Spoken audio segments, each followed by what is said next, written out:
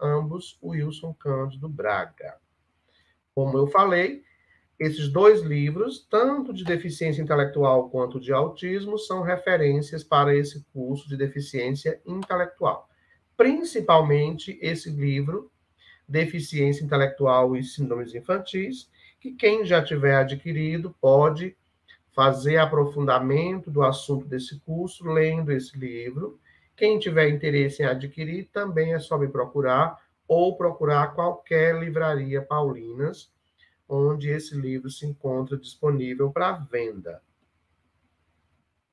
E a gente começa abrindo a nossa primeira aula, definindo o que é deficiência, que conceito traz a palavra deficiência, de acordo com a Lei Brasileira de Inclusão 13146, do dia 5 de julho de 2015. A Lei Brasileira de Inclusão é a lei que substitui o Estatuto da Pessoa com Deficiência. E, nesse caso, quando falamos de deficiência, estamos falando de pessoas que têm impedimento de longo prazo, de natureza física, mental, intelectual ou sensorial, impedimento esse que, em interação com as barreiras atitudinais, estruturais, podem, de alguma forma, dificultar, obstruir a participação do sujeito, né, na sociedade, quando em condições de igualdade com as demais pessoas. Então, deficiência é esse o conceito. E quando a gente fala de deficiência intelectual, a gente está especificando o tipo de deficiência, que está mais voltado a questões de aprendizado, a questões de imaturidade e comportamento, e a dependência ou parcial dependência em atividades simples, que qualquer pessoa sem prejuízo algum pode desempenhar desde cedo, ok? Deficiência intelectual tanto pode ser um diagnóstico isolado, como pode ser um diagnóstico que pode estar associado, comórbido, a outros quadros. Pode vir junto com o autismo, pode vir junto com o TDAH, pode vir junto com outras condições sindrômicas. Então, essa deficiência intelectual que a gente vai estudar a partir de hoje é também considerada uma comorbidade presente em muitas síndromes, né? E além de estar presente também junto de outros transtornos do neurodesenvolvimento, como eu acabei de falar. Deficiência intelectual, em termos práticos de entendimento, significa um funcionamento intelectual, como o próprio nome diz, muito abaixo da média quando comparado com pessoas de idade semelhante. Esse prejuízo intelectual abaixo da média, ele vai começar a se manifestar a partir dos 5 anos de idade, né, que é o período em que a gente considera como o período do neurodesenvolvimento, sendo percebida essa dificuldade até os 18 anos de idade. Por que a partir dos 5 anos de idade? Porque é difícil classificar o diagnóstico da deficiência intelectual em crianças com menos de 5 anos de idade. É preciso esperar por esse tempo para que tenha-se mais segurança ao afirmar tal diagnóstico. Então, além do prejuízo intelectual, que classifica a deficiência intelectual, que está aí considerada muito abaixo da média em geral, também podem estar associadas dificuldades, limitações em duas ou em mais áreas que a gente chama de conduta ou habilidade adaptativa, que está aí associada à capacidade da pessoa, né, do indivíduo, em responder de forma adequada às demandas, às cobranças, o que se espera, né, de nós pelo meio social. Essas habilidades adaptativas que podem estar em prejuízo na pessoa com deficiência intelectual, apresentando-se duas ou mais em prejuízo, estão associadas aos seguintes aspectos: comunicação, cuidados pessoais, né, autonomia, atividades do dia a dia, habilidades sociais, desempenho para comunicação, interação com as pessoas, desempenho funcional da pessoa na família e na comunidade, independência no ir e vir, capacidade funcional de locomoção, saúde e segurança, desempenho escolar, que está dentro aí das capacidades intelectuais, lazer e autonomia para o exercício do trabalho.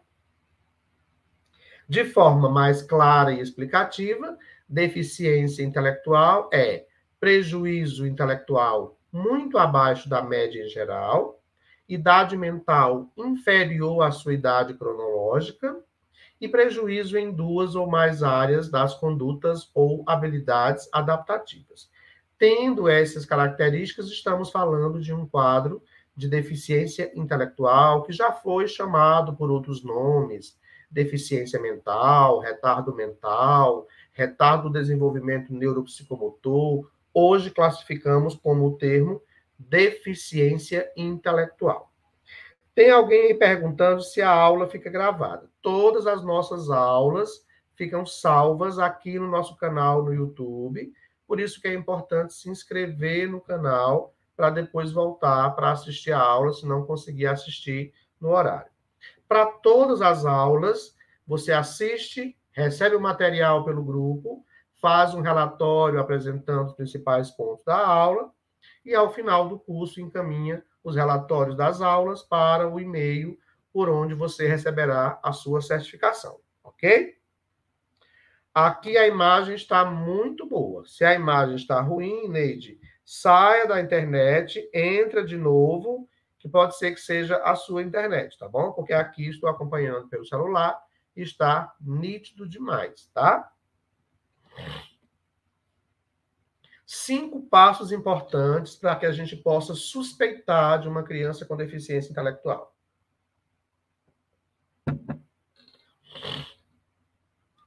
Como desconfiar se essa criança, a partir dos 5 anos, pode ter a deficiência intelectual? Primeiro, é importante observar o desenvolvimento neuropsicomotor da criança.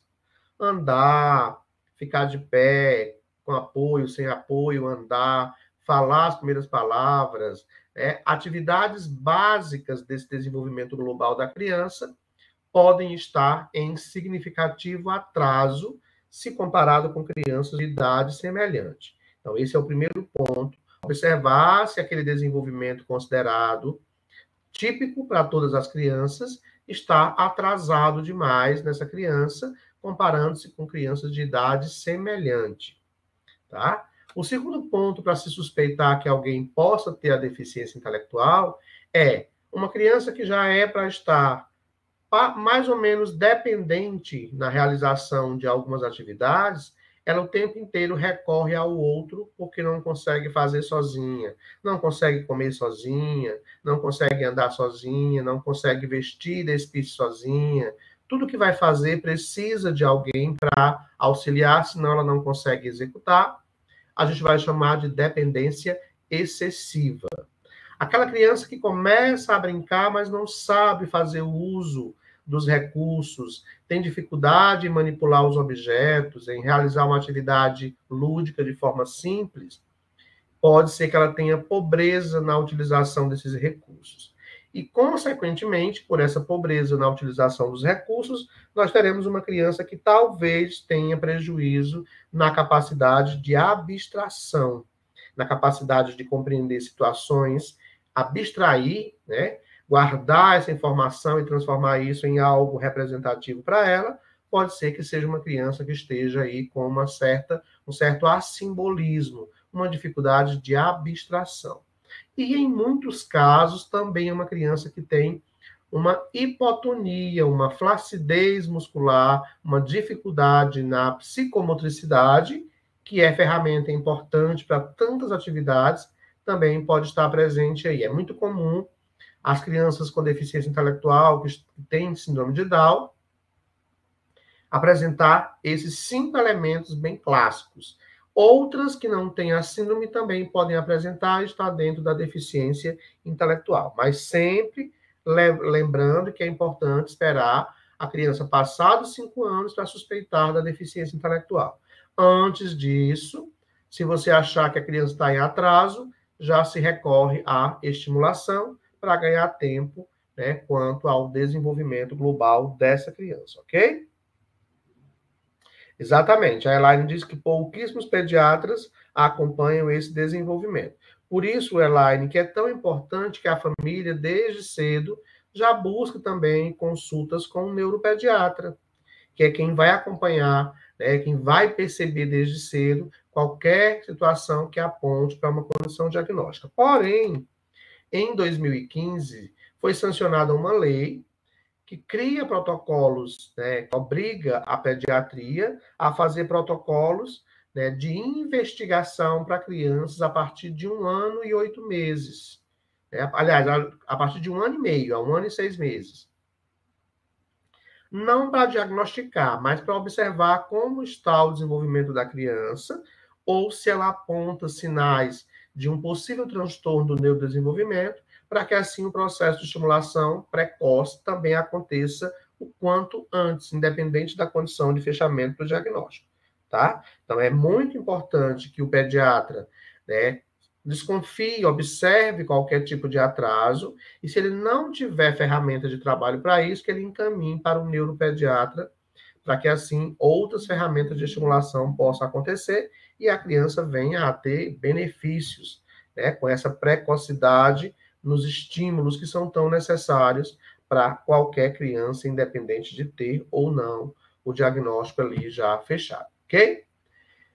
De acordo com o DSM-5, algumas informações são importantes para que se feche o diagnóstico para deficiência intelectual. O DSM-5 é o Manual Diagnóstico e Estatístico dos Transtornos Mentais, que traz nessa sua 5ª edição um capítulo especial para os transtornos do neurodesenvolvimento. Nesses transtornos do neurodesenvolvimento, nós temos como diagnóstico aí presente a deficiência intelectual. No DSM-5, a deficiência intelectual vem com o nome de transtorno do desenvolvimento intelectual. Quando esse documento vai para a Organização Mundial da Saúde, esse nome, transtorno do desenvolvimento intelectual, passa a transformar-se em distúrbio do desenvolvimento neurológico e entra lá nesse capítulo importante, classificado como deficiência intelectual ou atraso, né, no desenvolvimento intelectual. Então, lá no DSM-5, nós temos transtorno do desenvolvimento intelectual ou deficiência intelectual, e lá no CID-11 nós temos as referências 6A00, que são distúrbios do desenvolvimento intelectual, podendo ser classificados como leve, como moderado ou grave, além daqueles quadros mais significativos que podem também ser classificados como profundo ou severo.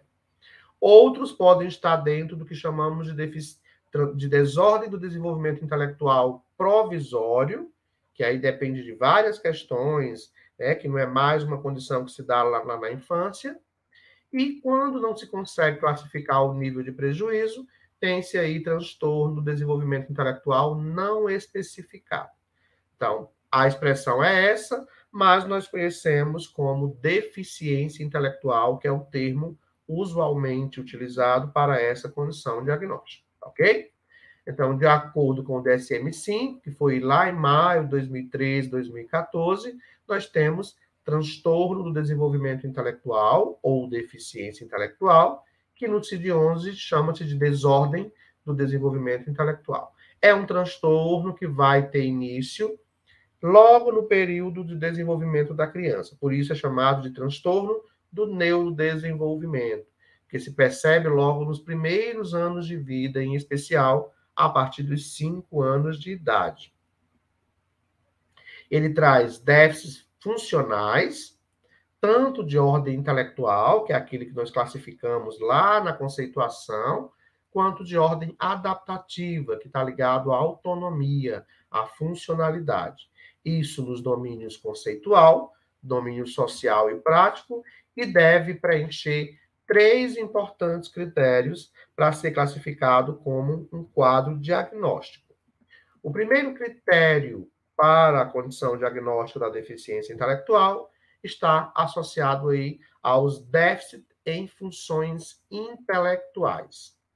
dificuldade com raciocínio, dificuldade com solução de problemas, dificuldades com planejamento, com pensamento abstrato, juízo de realidade, aprendizagem acadêmica, aprendizagem pela experiência, que serão confirmados tanto pela avaliação clínica, neuropediátrica principalmente, ou psiquiátrica infantil, quanto também serão avaliados por testes de inteligências padronizados e individualizados.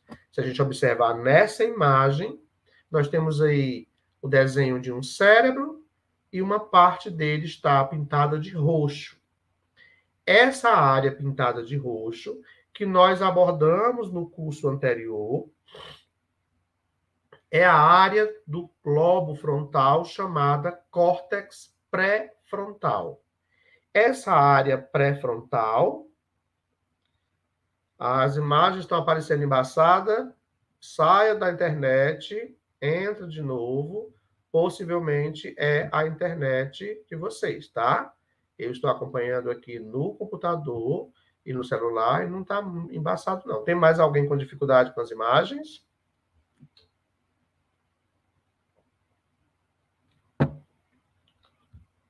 Me dá um retorno aí, por favor, se tem alguém com dificuldade com a imagem.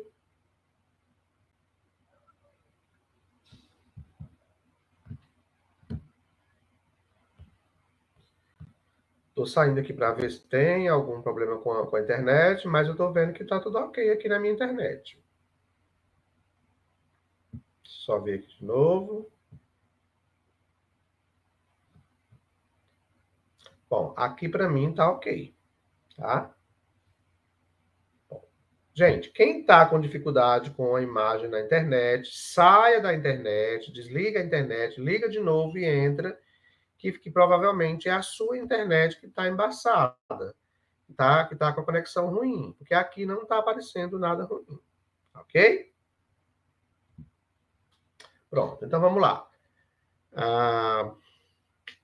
Estávamos falando dessa área roxa, que é o córtex pré-frontal, que está associado em prejuízo na pessoa com deficiência intelectual, porque se trata de dificuldades de funcionamento executivo.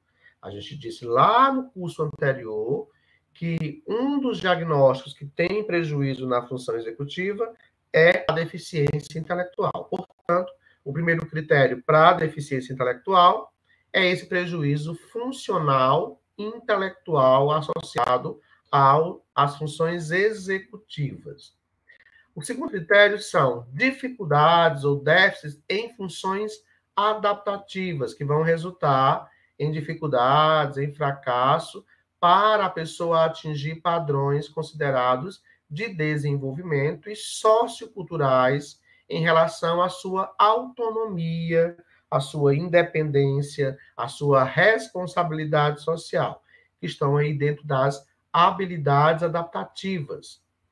Quando se tem prejuízo nesse contexto intelectual, a pessoa apresenta, sem o apoio de alguém, dificuldades de adaptar-se a situações diversas que vão limitá-la ao funcionamento, né, prejudicado no que chamamos de atividades diárias, principalmente aquelas voltadas à comunicação e interação social, participação social funcional e vida independente, tanto em casa, quanto na escola, quanto no trabalho, em qualquer local.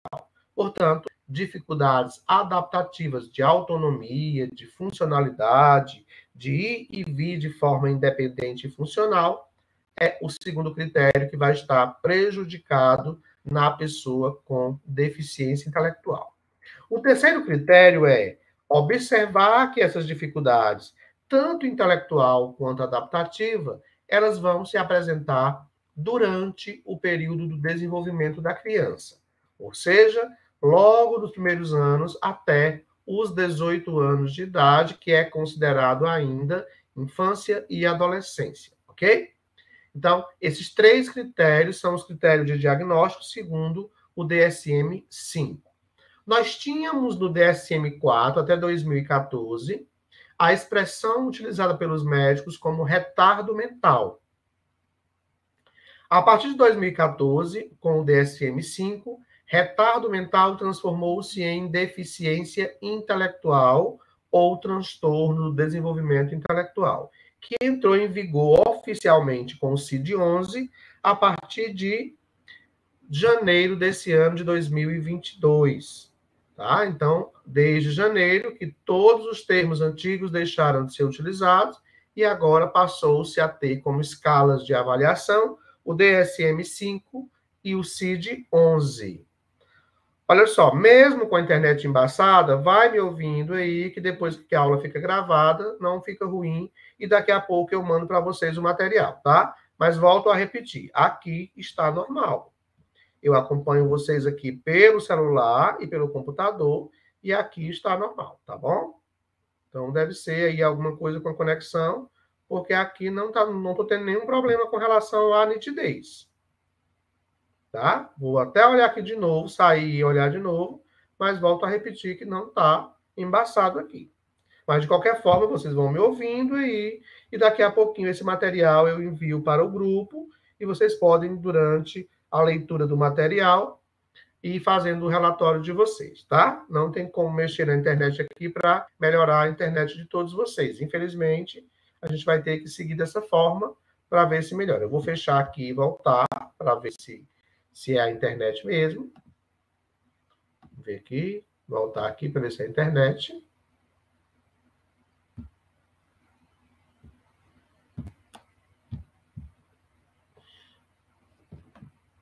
A internet aqui está ok, vocês estão vendo aí a imagem.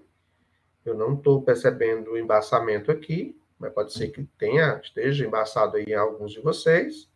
Eu saí aqui da tela principal para ver como é que está a internet. E vou voltar aqui para a tela para a gente não perder muito, tá? Vamos lá. Vamos passar lá para onde a gente já estava, para não perdermos aqui muito tempo.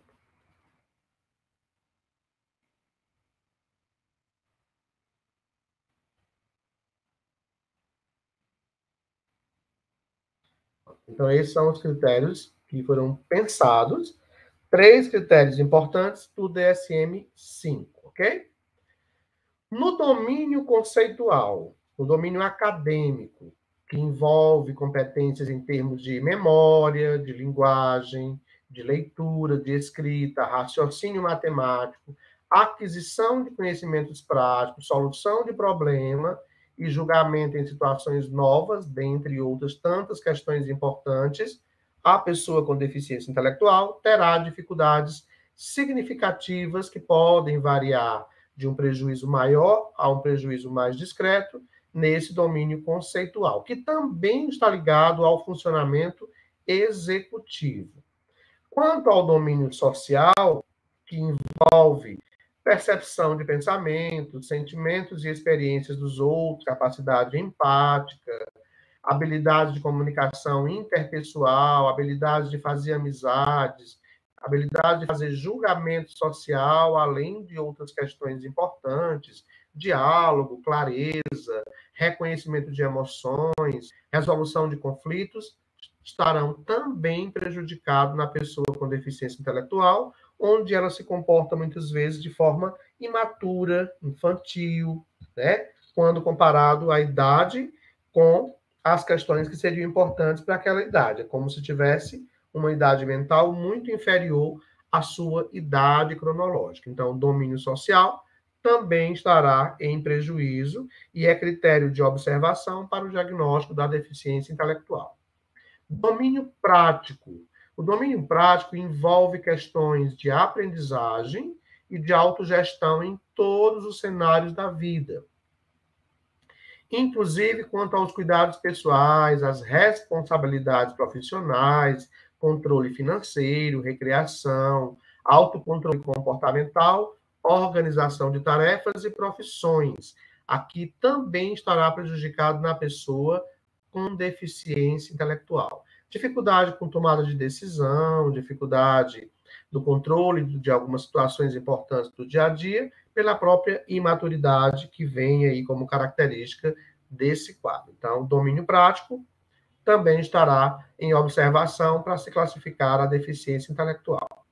Em resumo, nós temos deficiência intelectual como um quadro diagnóstico que está dentro dos transtornos do neurodesenvolvimento, apresentando-se até os 18 anos de vida, com destaque a partir dos 5 anos de idade, quando se tem maior clareza para a definição diagnóstica, trazendo dificuldades quanto às funções intelectuais, capacidade de aprendizado muito inferior à média em geral, e dificuldades comportamentais e de adaptação, que envolve o domínio conceitual, o domínio social e o domínio prático. Para que a gente entenda a deficiência intelectual, faz-se importante compreender algumas características desse diagnóstico. Professor, mas eu queria saber uma coisa. A pessoa com deficiência intelectual tem direito a um cuidador escolar? Se ela tiver dificuldades significativas nessas habilidades de alimentação, de locomoção, de autocuidado, sim, terá direito, sim, a um profissional cuidador para auxiliá-la nesse contexto. O Tiago pergunta se deficiência intelectual é aceito pelo censo escolar. Está lá no censo escolar a deficiência intelectual, que é um dos públicos-alvos do AEE, da educação especial, e que entra no censo escolar por ser considerado público-alvo desse serviço, ok, Diago? As características essenciais da deficiência intelectual, ou de acordo com o DSM-5, transtorno de desenvolvimento intelectual, incluem dificuldades em capacidades mentais genéricas, que é o critério A para o diagnóstico, prejuízo na função adaptativa diária, quando comparamos com pessoas em idade, gênero e aspecto social e cultural semelhante, que é o critério B, e o início ocorre durante o período do neurodesenvolvimento, que é o critério C. São 3 critérios que o DSM-5 traz para se fechar o diagnóstico da deficiência intelectual. Quanto à prevalência, a deficiência intelectual tem uma prevalência geral na população de cerca de 1%. Em torno de 80 milhões de pessoas no mundo, eu acho que hoje muito mais. Depois desses últimos 2 anos, cresceu bastante a quantidade de diagnósticos também para a deficiência intelectual, com variações de graus de prejuízo em decorrência da idade. A prevalência da deficiência intelectual no nível grave é de cerca de 6 pessoas para cada 1.000 crianças, né? Então, a cada 1.000 nós temos 6 que podem ter aí a deficiência intelectual grave, né? Comparando aí no quantitativo de pessoas com deficiência, a cada 1.000 pessoas com deficiência intelectual, cerca de 6 podem estar dentro do quadro de deficiência intelectual grave. Como se dá o desenvolvimento desse quadro diagnóstico? Como é o curso da deficiência intelectual enquanto desenvolvimento? Vamos lá. O início da deficiência intelectual se percebe-se logo no período do neurodesenvolvimento. Em idade e aspectos característicos no início vão depender da etiologia, né, das causas que provocou aquela deficiência, aquele quadro diagnóstico, e de como se deu a extensão desse prejuízo quanto à disfunção cerebral. Atrasos são observados em marcos motores significativos, dificuldade em segurar o pescoço, dificuldade em sentar, em ficar de pé com apoio, em ficar de pé sem apoio, em andar com apoio, em andar sem apoio. Todo esse processo motor, né, neuropsicomotor, vai estar atrasado. Atrasos na fala, no desenvolvimento da linguagem e, consequentemente, na capacidade de comunicação, que traz prejuízo nas questões relacionais e sociais, já podem ser percebidas nos primeiros 2 anos de vida, quando se tratar de uma deficiência intelectual com nível grave de apresentação. Ao passo que, nos níveis mais leves de deficiência intelectual, pode ser que não seja identificado até que a criança chegue na idade escolar, entre 4 e 5 anos de idade, com mais clareza, a partir dos 5 anos de idade, quando, nesse momento, ficam aparentes, perceptíveis, as dificuldades da criança se comparada com o grupo no qual ela se encontra inserida. Todos os critérios do DSM-5, inclusive o critério C, devem ser atendidos, devem estar presentes pela história e pela apresentação atual. Dica importante: algumas crianças com menos de 5 anos de idade, cuja apresentação atenderá, em última análise, aos critérios de deficiência intelectual, têm dificuldades que satisfazem a critérios apenas de atraso global do desenvolvimento. Quando a deficiência intelectual vem associada a uma condição sindrômica, né, como é o caso da síndrome de Down, que pode haver uma aparência física característica, já se tem aí desde cedo a ideia de um possível atraso intelectual, só que será observado ainda o nível de comprometimento que essa criança traz. Nós temos aí crianças com síndrome de Down, que têm níveis de deficiência intelectual variando de um quadro severo, profundo, até um quadro bem leve, onde a capacidade de desenvolvimento acadêmico, muitas vezes, não tem aí grande significado enquanto dificuldade. Portanto, os níveis de prejuízo da deficiência intelectual, eles vão desde um nível brando, leve, discreto, até um nível mais severo ou profundo. De acordo com a combinação com outras condições diagnósticas, essa variação também poderá acontecer. Nas formas de deficiência intelectual adquiridas, né, que acontece depois do processo de desenvolvimento da criança, o aparecimento dessa deficiência pode ser após doenças como meningite, encefalite, traumatismo encefálico, que tanto pode acontecer durante o período do desenvolvimento da criança ou posterior a alguns anos de vida. Quando a deficiência intelectual ocorre com perdas de habilidades já conquistadas anteriormente, como após lesões traumáticas, acidente vascular encefálico grave, né, e outros quadros que comprometem regiões importantes do cérebro, pode ser atribuído aí tanto a um diagnóstico de deficiência intelectual, como também pode ser chamado de um transtorno neurocognitivo, que é quando se tem perdas significativas depois de todo um processo de conquistas dessas habilidades cognitivas superiores. A deficiência intelectual, em geral, ela não é progressiva, ela não vai aumentar enquanto dificuldade ao longo da vida, pelo contrário, de acordo com os estímulos que a criança recebe, ela pode chegar na adolescência com níveis de comprometimento menor, chegando inclusive a exercer funções importantes que até então ela não conseguiria realizar se não tivesse a estimulação. Então, em linha geral, ela não é progressiva, porém, em algumas condições genéticas, como por exemplo, síndrome de Rett, há períodos de piora, seguidos de períodos de estabilidade do quadro.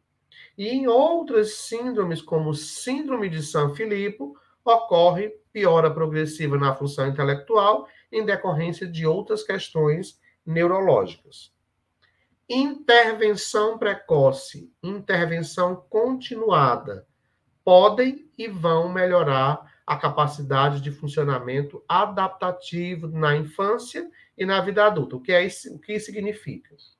Que a estimulação precoce, terapia ocupacional, fonoaudiologia, fisioterapia, psicomotricidade, abordagens pedagógicas em geral, podem fazer com que essa criança, que mesmo com um grau muito acentuado de comprometimento, venha a funcionar de forma independente na realização de suas atividades, desde a infância até a vida adulta. Em alguns casos, ocorre melhora muito significativa da capacidade intelectual, o que pode, em algum momento, tornar o diagnóstico de deficiência intelectual não mais apropriado. Isso quer dizer que, se for um nível leve de prejuízo, e com a estimulação, essa leveza ficar quase imperceptível, é possível sim que o médico retire essa condição diagnóstica, já que agora não se tem mais características que apontem para tal condição, ok? Tudo certinho até aí? Melhorou a imagem? Não melhorou? Como é que tá? Me deem um retorno. Tô indo muito rápido, como é que eu tô? Me dê um retorno aí com mensagens, que eu tô aqui aguardando.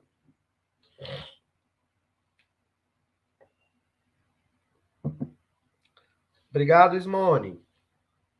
Turma lá de Alcobaça, na Bahia, todos participando aqui desde o curso de cuidador, agora também nos novos cursos, né, desse mês. Ok. Professor, deficiência intelectual é tudo isso? Deficiência intelectual é um diagnóstico que precisa que cada um de nós, educadores, profissionais da saúde, nos debrucemos em leitura para compreender melhor. Vai chegar um ponto do nosso curso em que a gente vai fazer uma diferença importantíssima entre a deficiência intelectual e os transtornos da aprendizagem ou dificuldades de aprendizagem, que ainda são muito confundidos. Mas, por enquanto, a gente está classificando a deficiência intelectual para a gente entender do que se trata esse quadro diagnóstico. Faz parte do AE? Sim. É público-alvo da educação especial, é público-alvo do AE, tem direito, em muitos casos, ao cuidador, dependendo da renda per capita familiar, tem direito ao benefício de prestação continuada, ao BPC, que alguns chamam de aposentadoria, é público-alvo da educação especial e tem todos os direitos legais enquanto acessibilidade, adequação curricular e inclusão, tem direito a todas as políticas voltadas à pessoa com deficiência, e assim vão os direitos sendo considerados importantes para a pessoa com deficiência intelectual.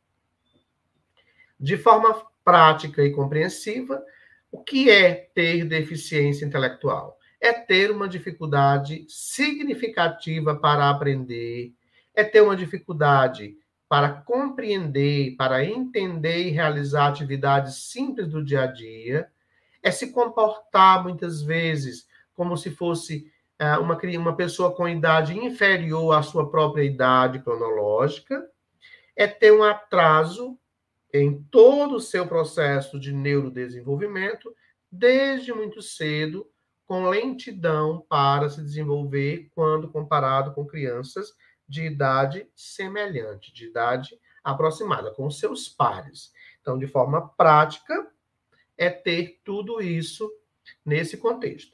A Marise diz que quer fazer um curso de estimulação precoce. Talvez a gente vá ter esse curso online no próximo semestre, tá bom?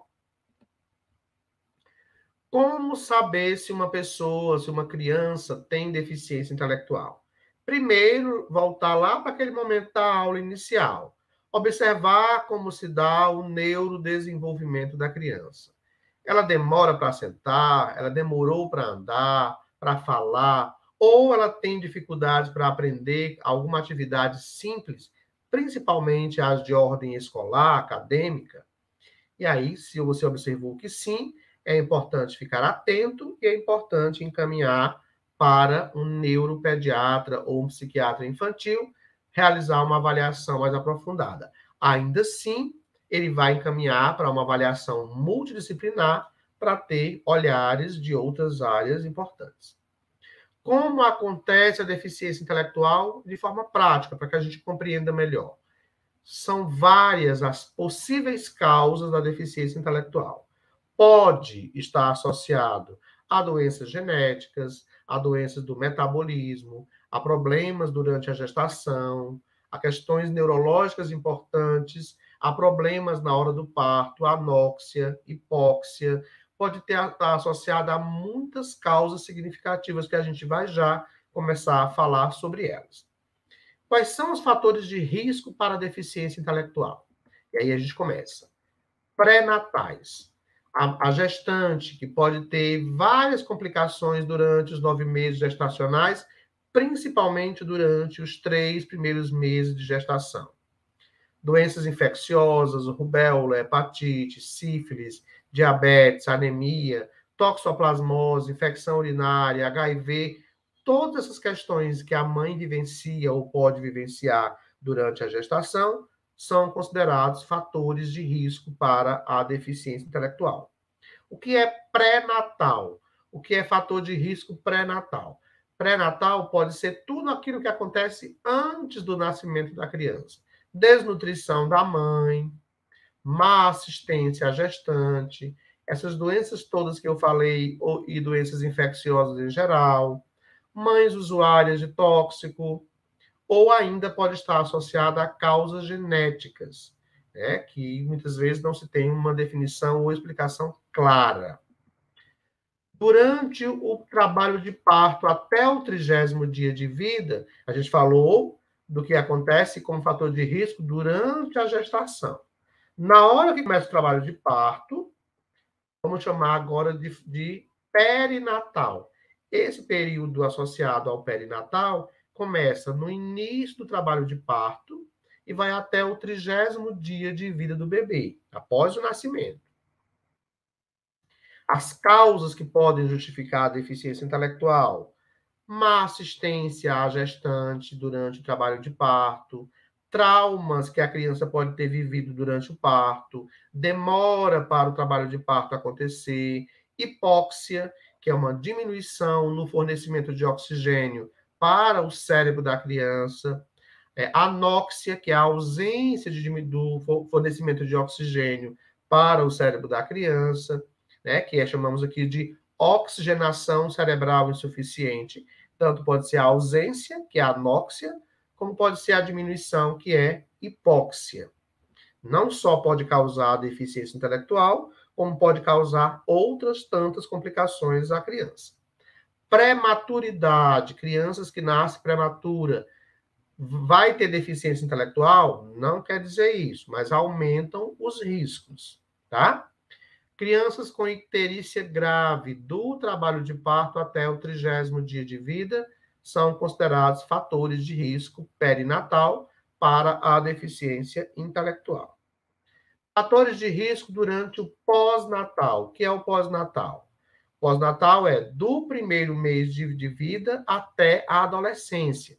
Então, a gente já teve fatores associados ao período da gestação, ao trabalho de parto até o 30º dia de vida, e agora do 30º dia de vida até a adolescência, são os fatores pós-natais que podem ser aí fator de risco para a deficiência intelectual.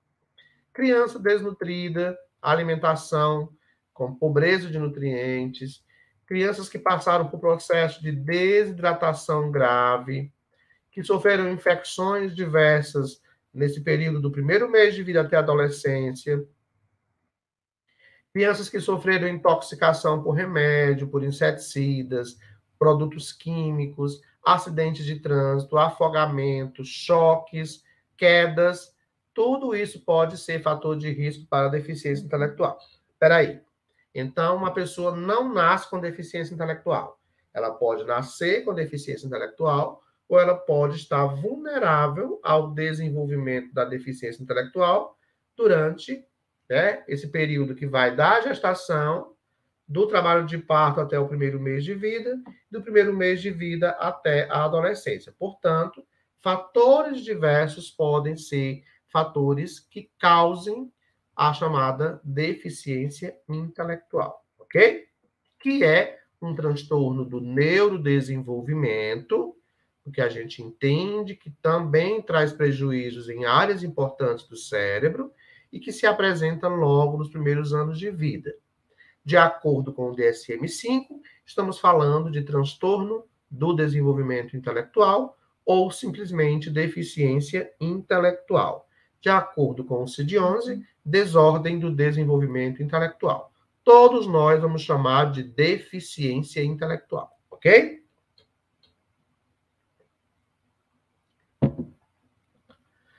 Quais as dificuldades que uma pessoa com deficiência intelectual podem apresentar? Vamos lá. Bebês podem apresentar atraso no desenvolvimento neuropsicomotor, DNPM, desenvolvimento neuropsicomotor.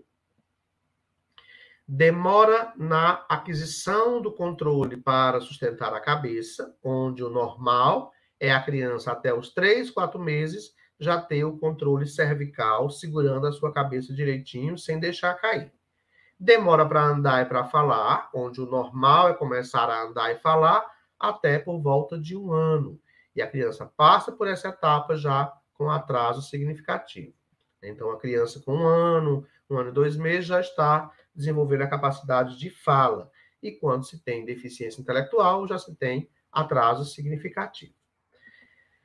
Crianças com deficiência intelectual podem apresentar dificuldades na coordenação motora global e fina, dificuldades para andar, correr, pular, saltar, subir, descer, né? Equilíbrio dinâmico e estático, e na coordenação motora fina, que só vai ser percebido muitas vezes na vida escolar, que é o que a gente chama de atrasos na grafomotricidade, onde por volta de um ano e meio, a criança sai da aquisição da pinça palmar, começa a fazer preensão palmar com o indicador do dedo, né, em extensão entre 2 e 3 anos, começa a utilizar a pinça com os 4 dedos de 3 a 3 anos e meio, e até 4 a 7 anos ela já está usando a pinça trípode, ou pinça tridigital, que é a pinça funcional para a aquisição da escrita de forma mais prática, sem grandes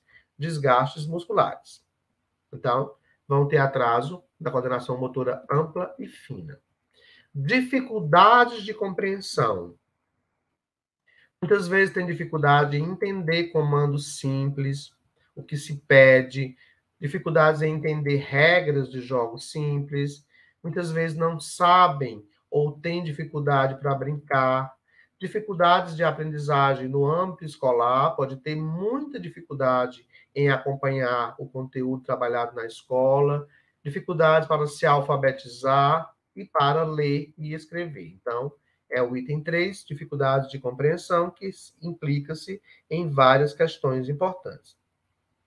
A Rosânia pergunta o que deve ser feito com a criança de 3, 4 e 5 anos, que não sabe segurar o lápis para escrever.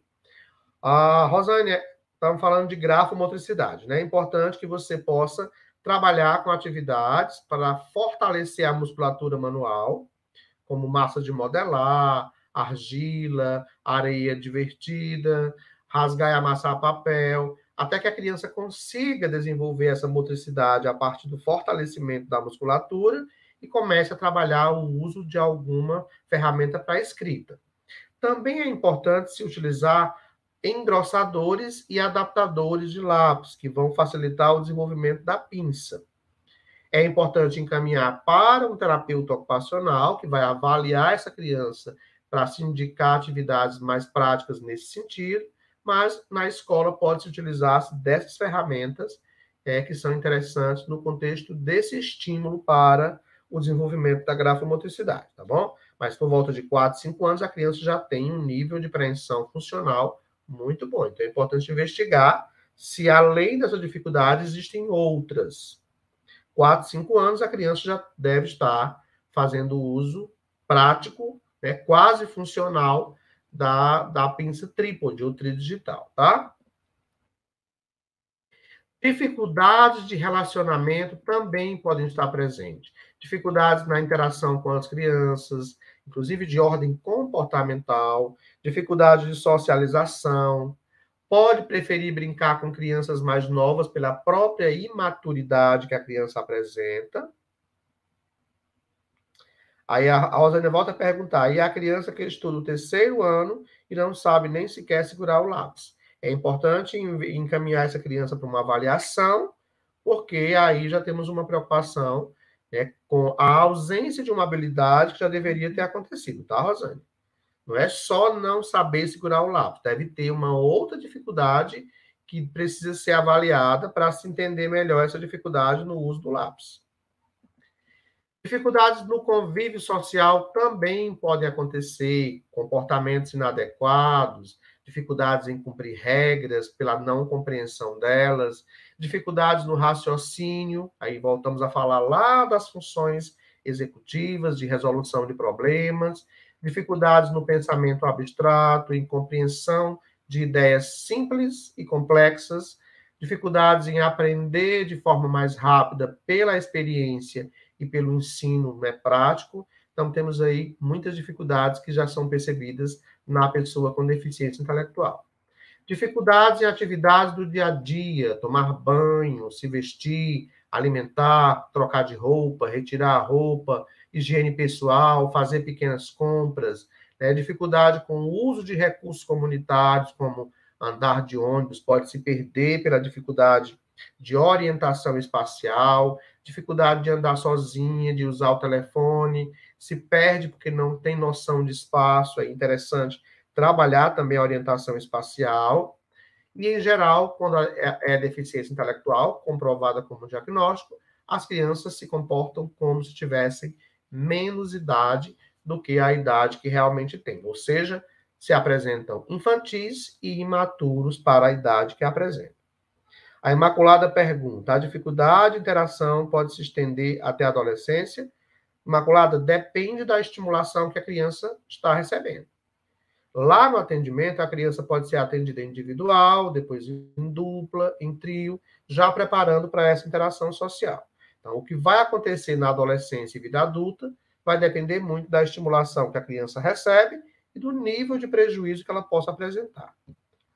A Ismone diz: temos que levar em consideração que esta criança, que hoje está no 3º ano, não foi trabalhada as habilidades necessárias na escola, também por causa da pandemia. É importante lembrar disso. Muitas crianças estão chegando à escola esse ano de 2022 com grandes dificuldades na fala, na comunicação e em habilidades psicomotoras básicas. Pelo longo prolongamento, né, pelo prolongar-se excessivo da pandemia, que causou isolamento e afastamento social, e trouxe dificuldades para as crianças pela ausência das trocas que aconteciam na escola, tá? Então, leve em conta a pandemia, como a Ismone disse, mas também é importante avaliar se existe qualquer outra dificuldade associada que justifique essa dificuldade quanto ao uso da pinça funcional, ok? Para a gente fechar, déficit intelectual está ligado a raciocínio, solução de problemas, planejamento, abstração, criticidade e aprendizagem acadêmica e pela experiência. Dificuldade adaptativa está ligada à independência pessoal, responsabilidade social, autonomia na realização de atividades diárias, dificuldades de comunicação, participação e uso de recursos comunitários de acordo com as demandas sociais, tá? Elisaura fala da importância da recomposição da aprendizagem depois da pandemia, e a Ismone reforça que são confundidos também com deficiência intelectual. Por isso, Ismone, que nos próximos encontros a gente vai traçar um quadro diferencial entre a deficiência intelectual e os transtornos específicos da aprendizagem, para a gente entender que, mesmo tendo características às vezes aproximadas em algumas questões, muitas outras são muito diferentes e não podem ser confundidas. Então, a gente vai deixar esse quadro diferencial para o nosso segundo encontro, que vai ser na próxima semana, onde iremos traçar esse quadro diferencial, que lá no meu livro Deficiência Intelectual e Síndromes Infantis está bem explicativo, inclusive com um quadro dizendo o que é a deficiência intelectual, quais as situações que ela traz e quais as situações que os transtornos de aprendizagem têm em comum, em similaridade e têm em diferenças, tá? Quem tiver o meu livro Deficiência Intelectual e Síndromes Infantis, leiam os primeiros capítulos, de onde a gente falou muita coisa hoje da aula, para a gente chegar na próxima aula já fazendo esse quadro diferencial, né, bem definido, para não haver confusão entre o que é a deficiência intelectual e o que são os transtornos específicos da aprendizagem. Deficiência intelectual é tudo isso que a gente falou agora. Os transtornos específicos da aprendizagem estão mais voltados às dificuldades específicas quanto a leitura, leitura escrita, ortografia, noção espacial, que é dislexia, descalculia, disgrafia e desortografia.